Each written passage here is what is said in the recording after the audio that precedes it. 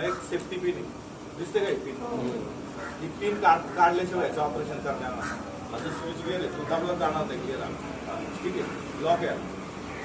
ही pin काढल्यानंतर मग तुम्ही हे हँडल जो आहे या हँडलला ग्रिप आहे.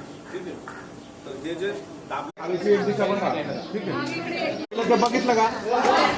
ते झोन बघितलं का? काटा बरोबर आहे, बघितलं का? त्याची खात्री करून घ्यायची.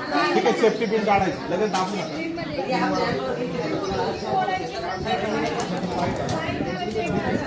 आता खाली खाली खाली हा